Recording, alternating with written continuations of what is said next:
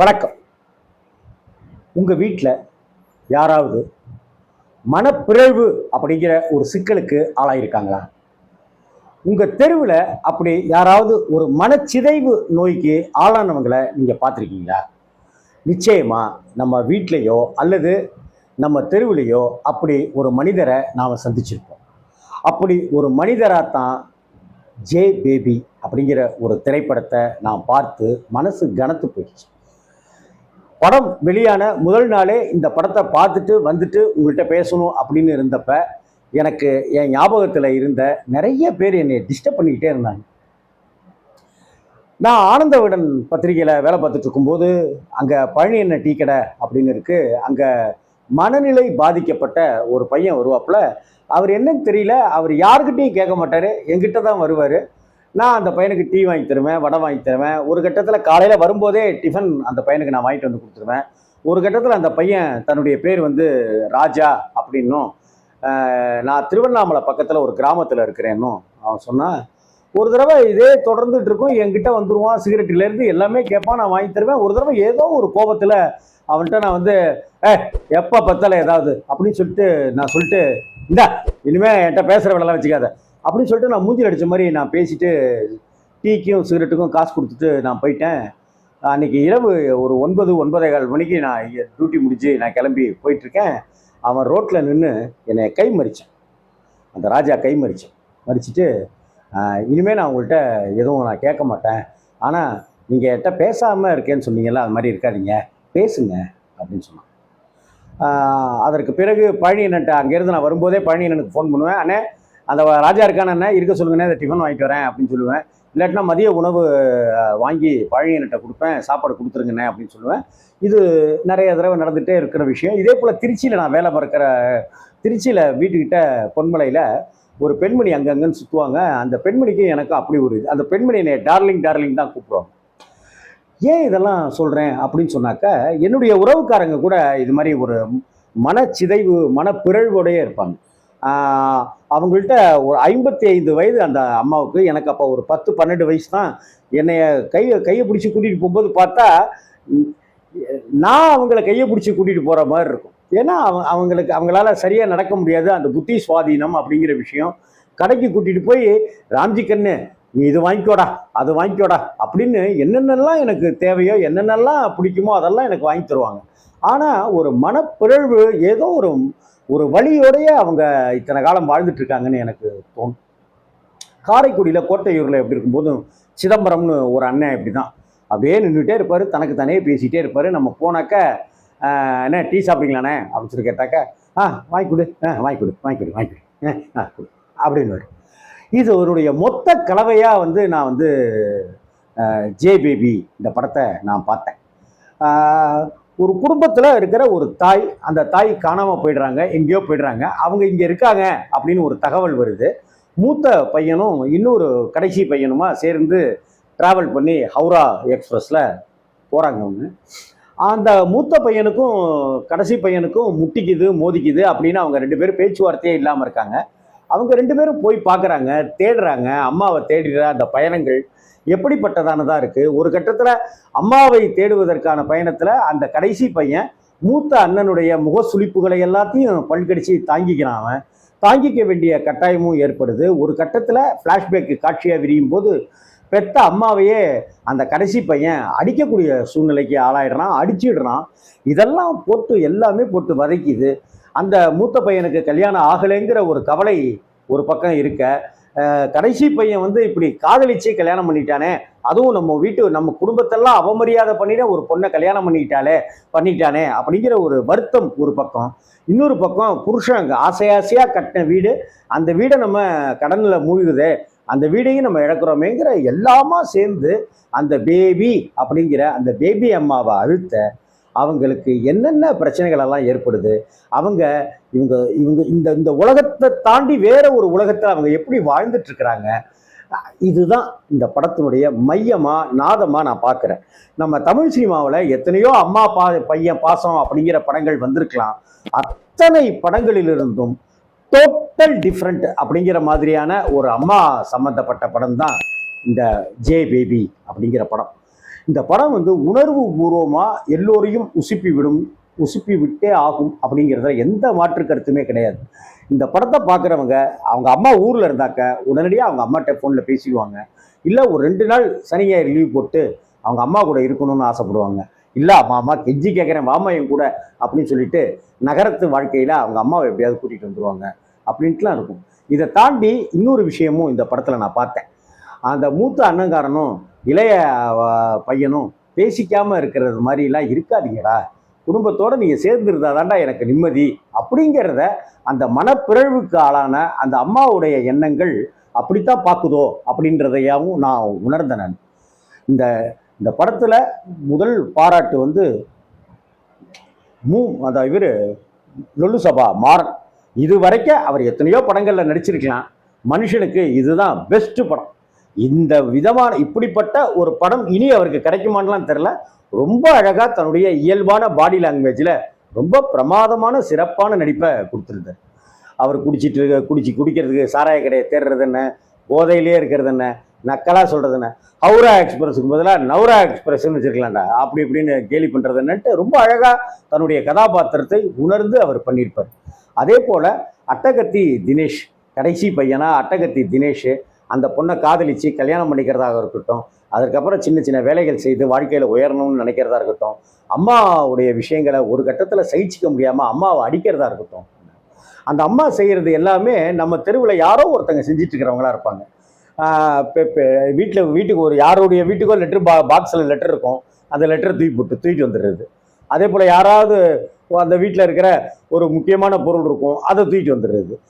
பெரிய பெரிய பொருள் திருட்டெல்லாம் கிடையாது, சின்ன சின்ன விஷயம்தான்.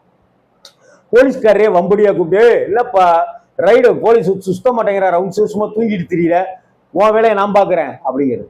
யாராவது கொஞ்சம் அதட்டெல்லாம் கேட்டால் நான் யார் தெரியுமில்ல, ஜெயலலிதா ஃப்ரெண்டு அப்படின்னு சொல்கிறது, நான் இந்திரா காந்தியோட ஃப்ரெண்டு அப்படின்னு சொல்கிறது, ஸ்டாலினோட ஃப்ரெண்டியா நான் ரவுண்ட்ஸ் வந்திருக்கேன் அப்படின்னு சொல்கிறதுங்கிறது நம்ம ஊரில் எல்லாருமே நடக்கிறதா. எனக்கு ஐஜியை தெரியும், எனக்கு டிஐஜியை தெரியும் அப்படிங்கிற மாதிரி ஒரு ஒரு அலற்ற ஒரு கேரக்டர் ஒன்று இருக்கும்ல. ஆனால் அதனால் 10 நிமிஷம் அவங்க சம்பாதிக்க மாட்டாங்க, திருட மாட்டாங்க, பொய் சொல்ல மாட்டாங்க. அது அவங்களுக்கு ரொம்ப இயல்பாக ஒரு திமிரா, அது சொந்த வீட்டை சொந்த ஊரில் இருந்துக்கிட்டு வீடு வாசலை இழந்து வாடகை வீட்டில் குடியிருந்து அந்த வீட்டினுடைய அமைப்பே அவ்வளவு அழகாக டைரக்டர் காமிச்சிருப்பார். சுரேஷ் மாரி ஃபர்ஸ்ட் படம் இருக்கு, ரொம்ப அழகாக அந்த வீட்டினுடைய செட்டு, சின்ன ஒரு நூண்டு வீடு, அதுக்குள்ளார எல்லா ஜாமானும் போட்டுக்கிட்டுன்னு ரொம்ப அழகாக அந்த வீட்டினுடைய அமைப்பெல்லாம் ஆர்ட் டைரக்ஷன் ஒர்க்கில் ரொம்ப நல்லாவே காமிச்சிருப்பார்.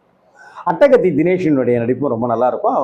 தினேஷ் வந்து கொஞ்சம் உடம்பு பார்த்துக்கணும், ரொம்ப கொஞ்சம் பெருத்துட்ட மாதிரி தோணுச்சு, பார்த்துக்கணும்.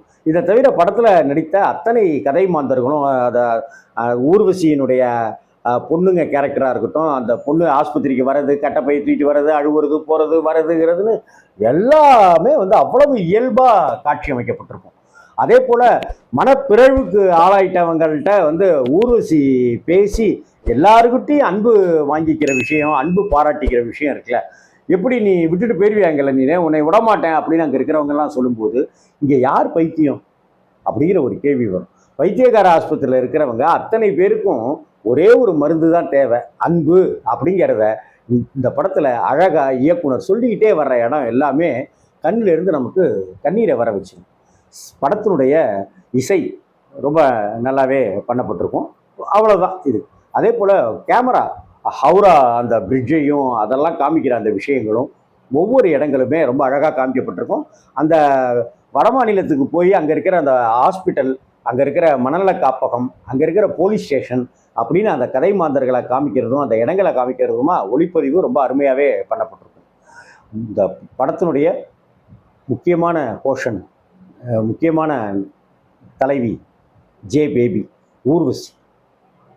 இந்த படத்தில் ஊர்வசி எத்தனையோ படங்களில் ஊர்வசி மிகச்சிறப்பாக நடிச்சிருக்காங்க. அவங்களுடைய நடிப்பெல்லாம் இன்னும் பிரமாதமாக நடிச்சிருக்காங்க அப்படின்னு சொன்னாலே இல்லையா எங்களுக்கு தெரியாதா அப்படின்னு சொல்லுவோம் நம்ம. இந்த படத்துலேயும் அவ்வளோ பிரமாதமான நடிப்பு, மிகச்சிறந்த நடிப்பு, ஆகச்சிறந்த நடிப்பு.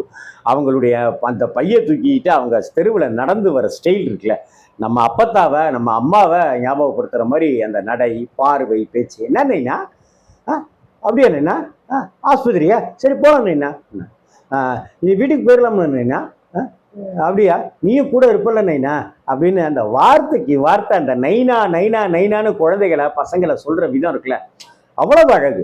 வீட்டில் ஒரு மோதிரம் இருக்கும், அந்த மோதிரத்தை தூக்கிட்டு வந்துடுவாங்க.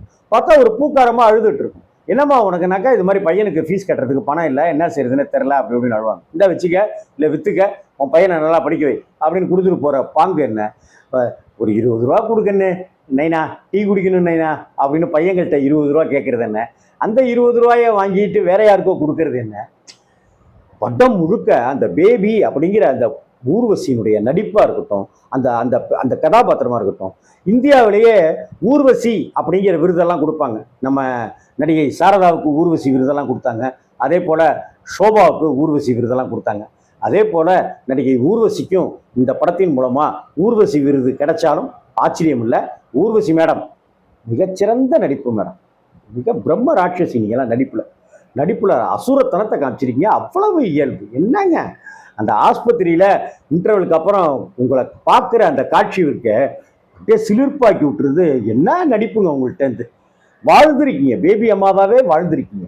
அதே போல் அந்த வட மாநிலத்தில் இந்த ஊர்வசி அம்மாவை நான் கண்டுபிடிச்சிட்டேன் வாங்கன்னு கூட்டிகிட்டு போய் அவங்களுக்காக அந்த பசங்களுக்கு அங்கே செய்கிற உதவி செய்கிற அந்த எக்ஸ் மிலிட்ரி மேன், காலை விந்தி நடக்கிற அந்த எக்ஸ் மிலிட்ரி மேன் இருக்காரு, அவருடைய இயல்பான நடிப்பு எல்லாமே ஆச்சரியமாகவும் ரொம்ப நெகிழ்வாகவும் இருக்கும்.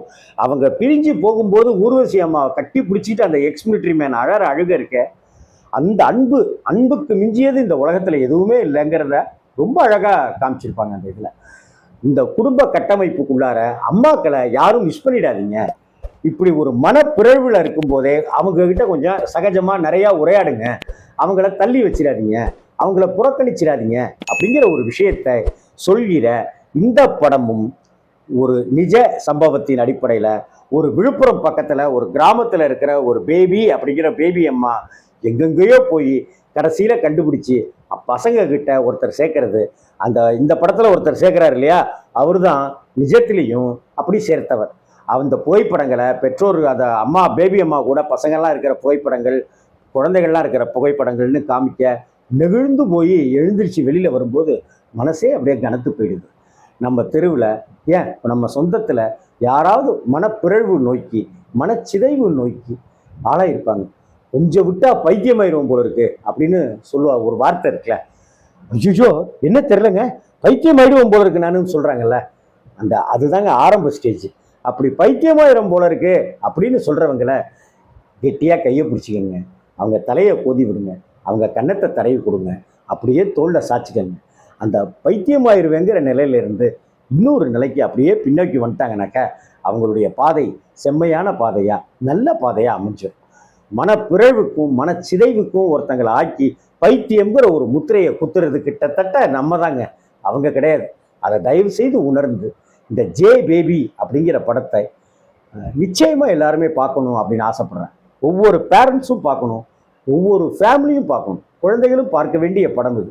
நம்ம குடும்பத்தில் யாராவது ஒருத்தங்க தனக்குத்தானே பேசிகிட்டு இருப்பாங்க, கவனிச்சிருக்கீங்களா? ஏதாவது ஒரு முரட்டுத்தனமா அல்லது முட்டாள்தனமா ஏதாவது ஒரு விஷயத்தை தொடர்ந்து செஞ்சுட்டே இருப்பீங்க, பார்த்துருக்கீங்களா? அவங்களுக்குள்ளார ஒரு ஜே பேபி அம்மா ஒளிஞ்சிருக்காங்க அப்படின்னு அர்த்தம். அதை கொஞ்சம் நம்ம ஸ்மெல் பண்ணி அவங்கள கொஞ்சம் கை கோத்துக்கிட்டா அவங்க கொஞ்சம் நல்லாயிடுவாங்க அப்படின்னு தோணுது.